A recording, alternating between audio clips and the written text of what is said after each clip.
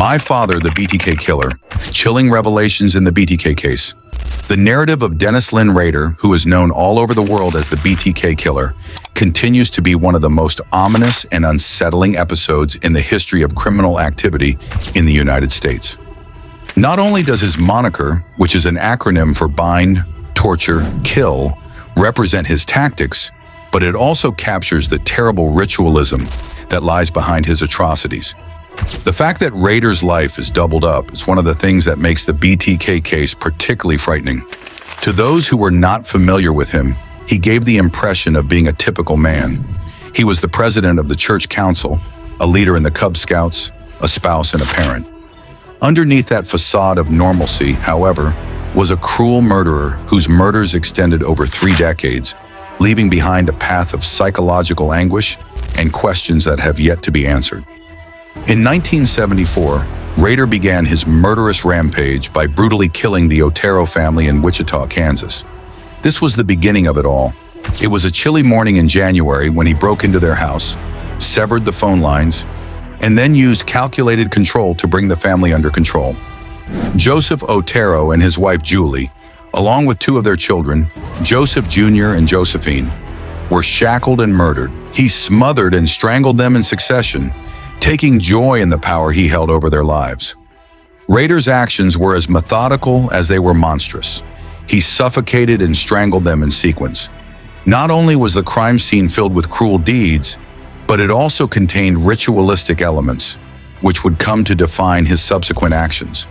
The murders that Rader committed were not merely about death. Rather, they were about dominance and fantasy. In a later statement, he referred to them as projects, thereby depriving his victims of their humanity and transforming their pain into something that he could reconstruct in his imagination. Following the murders of Otero, Rader went on to commit at least 6 further murders over the course of the subsequent 17 years.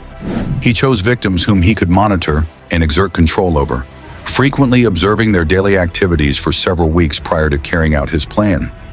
Each of his attacks, which were measured but emotionally driven, served to satisfy his need for recognition for himself. It became a prominent topic in his interactions with police enforcement because he was obsessed with acknowledgement.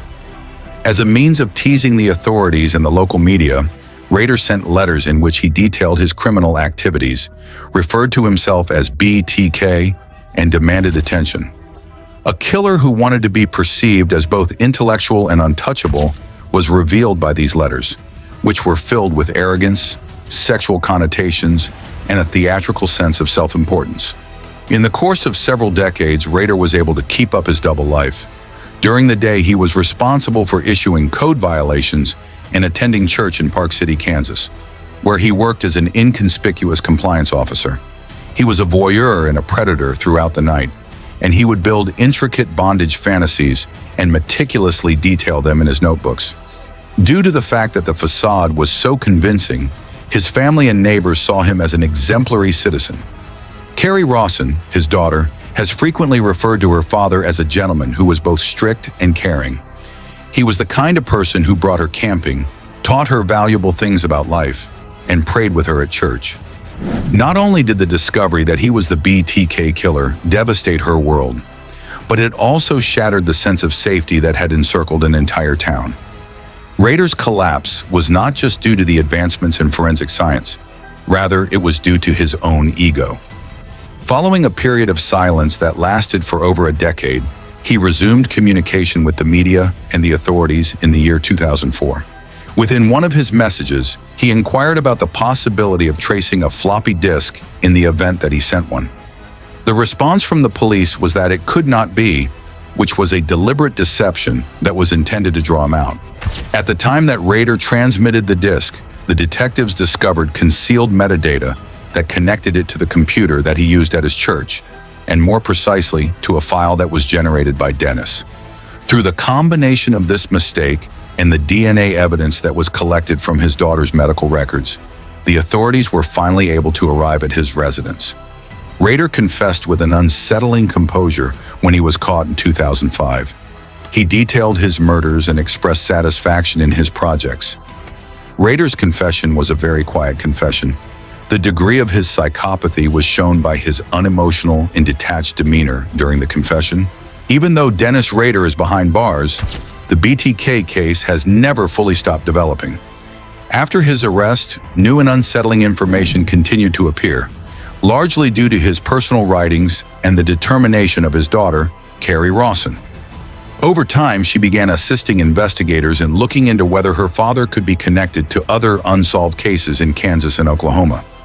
One of the most puzzling discoveries was a coded word search puzzle that may reference the 1976 disappearance of 16-year-old Cynthia Dawn Kinney. Authorities now suspect the puzzle might be a hidden message or some kind of cryptic clue left by Rader. Carrie also came across diary notes that pointed to deeply troubling behavior from her father during her childhood.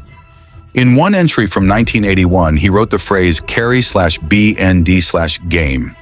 For Carrie, this was more than a disturbing note. It suggested a mindset linked to his criminal actions.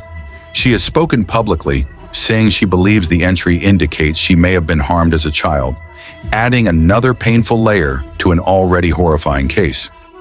The upcoming Netflix documentary My Father, the BTK Killer, scheduled for release in 2025 and directed by Skye Borgman, focuses on the emotional impact within Rader's family. Rather than centering on the crimes or investigations, this series explores the aftermath and how his actions devastated the people closest to him. The documentary follows Carrie as she reflects on her childhood, revisits old letters, photographs, and communications from her father after his arrest. It examines her struggle to reconcile the man who raised her with the individual responsible for terrorizing a community. Through interviews with Carrie, investigators, and experts, the film looks at the moral and emotional challenges of being related to one of America's most infamous criminals. Unlike earlier portrayals of the BTK story, such as TV specials and documentaries that primarily focused on law enforcement or the crimes themselves, this Netflix project gives voice to the perspective of a survivor. Carrie's personal experiences are interwoven with previously unseen material, including handwritten notes and official evaluations. The result is a deeply personal account of generational trauma, emotional survival, and the weight of a legacy no one chooses. One of the most powerful moments in the film shows Carrie listening to her father's recorded statements. His tone is detached and clinical as he describes his actions, while she struggles with the emotional toll of hearing it. Her path toward healing and reclaiming her life is shown as complex, painful, and courageous. Another major theme in My Father, the BTK Killer, is how extreme wrongdoing can be hidden behind an ordinary life. The documentary challenges viewers to confront the idea that individuals capable of serious crimes may appear completely normal to their families, friends, or communities. Rader's double life raises unsettling questions about how such behavior can be concealed for years. The film emphasizes that the impact of his actions extends far beyond the victims who were directly harmed. It also includes families like Carrie's, who must live with the consequences. By coming forward and speaking openly, Carrie is reclaiming control over her story and refusing to let her father define it. Today, Dennis Rader remains in a Kansas prison and has shown no signs of remorse. Meanwhile, investigators continue to pursue unsolved cases that might involve him, and Carrie Rawson continues to advocate for transparency and accountability. The BTK case remains part of public conversation, not only because of the crimes themselves, but also because of how ordinary he appeared to the people around him. Through Carrie's story and the upcoming documentary, we're reminded that harmful behavior doesn't always come from a mysterious figure in the shadows. Sometimes it hides behind familiarity, a parent, a neighbor, a fellow churchgoer. Thank you for watching. Please remember to like and subscribe to our YouTube channel.